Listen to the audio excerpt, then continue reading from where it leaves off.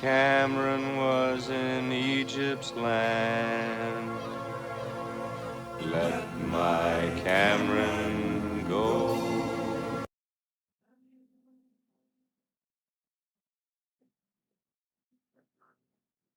Oops.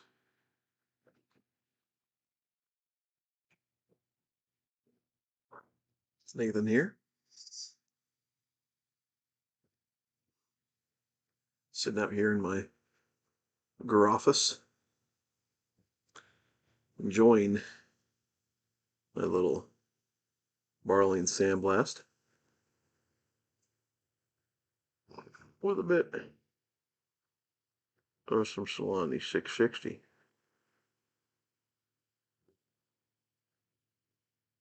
Nice dark fired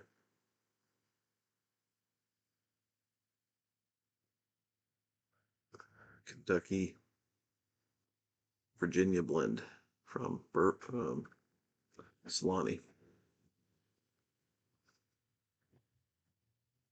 So I'm going to put in my inflationary protected 2 cents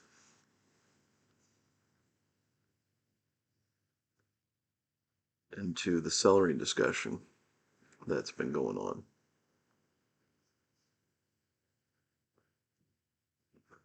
The first question is, should you cellar?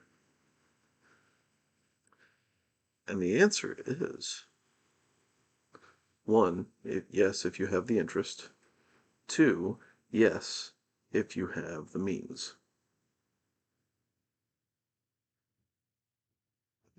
If you follow those 2 yeses, then yeah, you should. And you should always stay within the means. Easier said than done, right? Now, the question is, what do you cellar? Now, I have a spreadsheet, because I'm a big nerd, of what I want to cellar. And it's taken a lot of time to develop my cellaring philosophy over the past 5 years. Because initially it was, I need to figure out what I like. So your initial foray into the hobby, you go wide and figure out what you want. Very quickly, I came to the conclusion that while I will dabble in aromatics here and there, I really only have 1 or 2 bowls of an aromatic a month, every 2 months.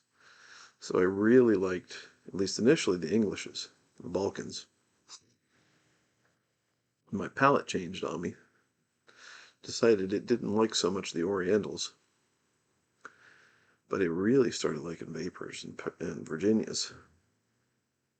Then I had to learn how to smoke them. And so really kind of, developed from there, but it also depended on the cut too. And so you got to determine what's your deal.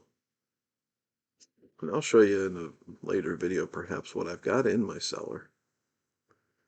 And my philosophy about how I divvy up that cellar too. But when it comes to my cellar, I got a category that I call cellar deep, a category that I have for cellar light, and the volumes that I have for each of those. And then I've got rare and special occasion tobaccos that I include in my cellaring numbers. Special edition tobaccos like the annual, like Rustica or Carolina Red Flake with Perique. I hope that's annual. Oh, I hope that one's annual. Or even seasonal ones, if that's your thing. And for me, that's only going to be 1. Figgy pudding. Did a review on that. should check that out if you get an opportunity. So then it's once you figure out the categories that you want, then you got to determine the variety that you want to go into each of them and the cuts that you want to go into each of them. You know, I like flakes over ribbons any day of the week for the most part. Um, that's not to say I won't have any ribbons, because I do. But if I can cellar a flake or a broken flake, yeah, I'll do that over others. Um, the ones that I don't like in particular, I'm not a big, huge fan of shag cut, so I don't have any of those. Um, and the crumble cake, you know, is hit and miss, so I don't have any like deep celery for those. But I figured that's what I wanted, and I wanted to concentrate a bit more on the Virginia, a bit more on the vapor side of things. I've got some Virginia Burleys in there. But I really wanted to concentrate on those because I get the most flavor out of those, and those have the most cellar potential in terms of what they bring to enhance flavor. Like, for example, I'm not a fan of Elizabethan, but I believe it was Hobbit and Piper sent me some 2011 Elizabethan, I think. Or no, 2016. Had 5 years of age on it. And boy, it was actually really good. So I like aged Elizabethan, but I'm not going to go out and buy Elizabethan because I've got other vapors that I enjoy more than that and that I can enjoy right now. So, and then rarity also can come into play. Do you buy a bunch of the rare ones like esotericas and then seal those away? You um, so it all depends on how you want to play the game. For me, with those rare ones, I put those in as kind of a special occasion category. And if I have a bunch of it, then I'll seal some away, otherwise it stays in a jar.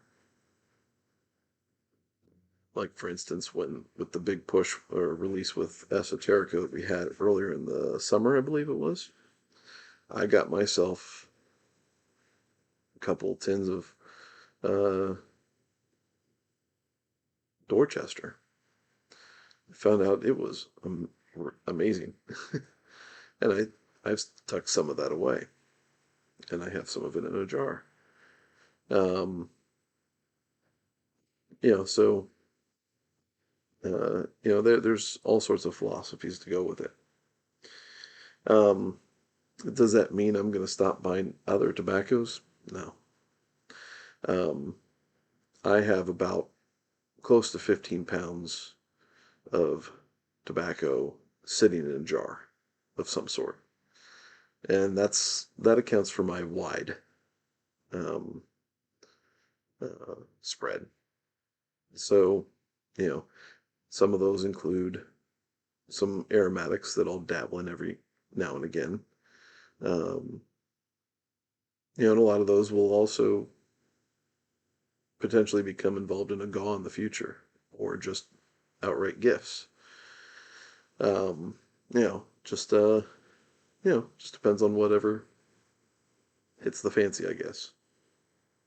So, um, but when it comes to that deep seller, then it's a matter of how much, and that can vary, depending on what your goals are. And I figure mine's going to go in a step by step process because I'm fairly youngish, not old. Um, I'm about, if we take retirement age, I've still got a couple decades to go plus. So I'm not anywhere near what Ethan was talking about in terms of what he wanted to have by the time he's 65. Um, so for me, you know, for my deep cellar at the moment, my goal is 2 pounds of those tobaccos that I've identified. And then if like light cellar, I believe I'm going for half a pound or a pound. I think it's a half a pound of those. Um, the special occasions, I've got what I've got.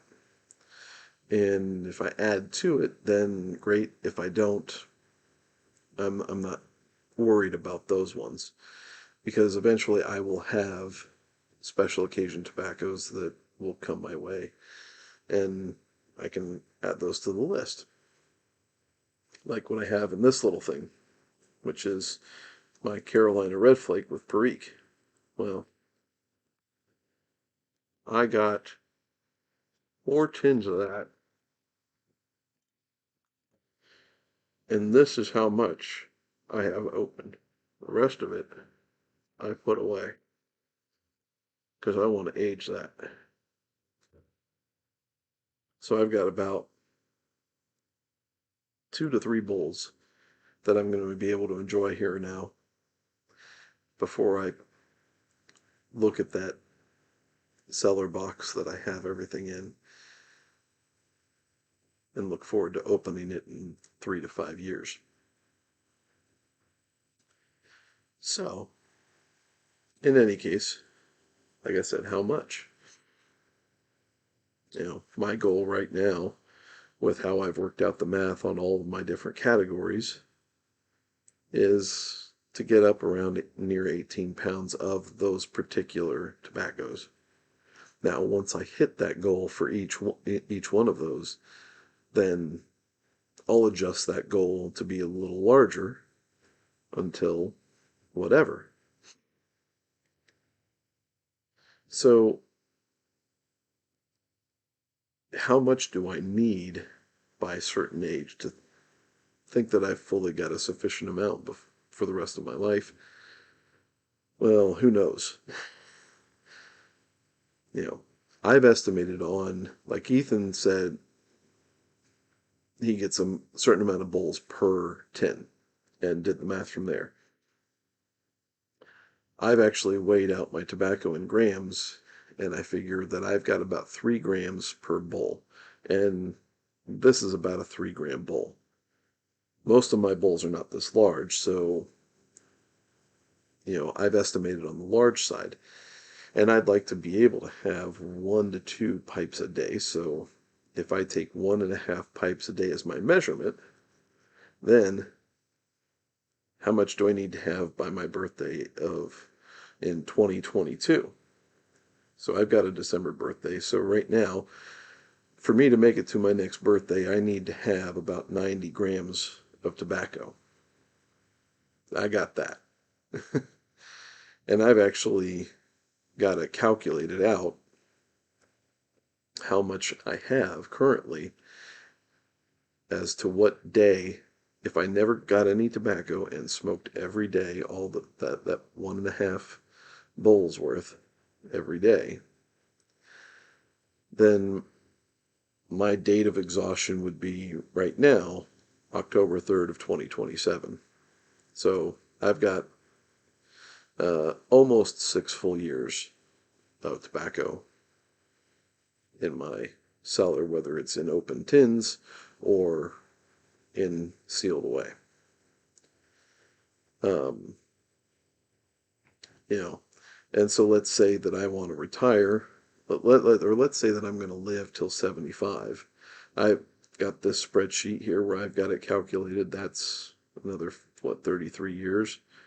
So, if I want to have enough tobacco for that, then I have to get, as of now, I have to get to 120 pounds of tobacco. My wife, if she saw this video, would have a heart attack. Not really. I told her the calculations before. She laughed and shook her head and gave a kind of threatening side glance to me.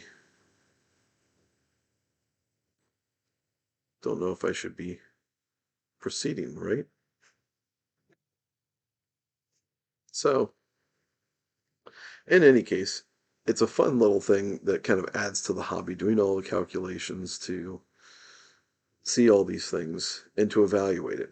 And, right now, I've got a price calculation out to fill my deep cellar goals, and I've got an amount of money based off the per pound rate of each of the different tobaccos, how much that's going to cost. And so my goal is hopefully I'll be close to that, hitting that goal by next year. I'm not in any rush, and if it takes me a couple years to get to that current 2 pounds goal for my deep cellar, so be it. It's part of the fun. And I'm not in any rush because there's no need to be in any rush. So, but there is a need to enjoy the blessing of it all. So, do I cellar deep? Yes. Do I go wide? Not anymore. Not intentionally. Occasionally there will be need or desire to go grab something different on the shelf. But for the most part, I've got what I'm settled on. And I like it. My deep cellar right now is H. Old Dark Fired Quiet Nights, Solani 633, Stonehenge, Green Dragon from the Country Squire, Triple Play from GLP's, Peterson's 3P, and Country Squire's Cowboy Coffee. That's a great morning blend. Those are my deep cellar blends. And I've still got others in my list and what I've got in jars to keep the variety there so that my deep cellar can actually still continue to grow in depth while I take care of everything else. For instance, what I've got here with my 660. I'll be enjoying the rest of that. And that'll take some of the deep cellar, or push some of that deep cellar for future smokes. It's a good time to be alive because we've got a lot of variety in the hobby. So I'm going to count my blessings. So, that said, I've gone a little bit rambly with this, but if you haven't done a cellaring video and you'd like to, put one up. Let me know. Shoot me a link on it. I'd like to take a look. It'd be fun to sit there and see what everybody else's different thoughts are surrounding it. And, we're all going to be saying pretty much similar variations of the same thing for the most part. How we go about it's all a little bit different. But what's most important is that we're enjoying what we're doing and how we all enhance our own pursuits in the hobby is well worth it, mostly for ourselves, but in the sharing of our ideas with others, it's not a bad thing either. Anyway, talking to you later. Love y'all. Grace and peace.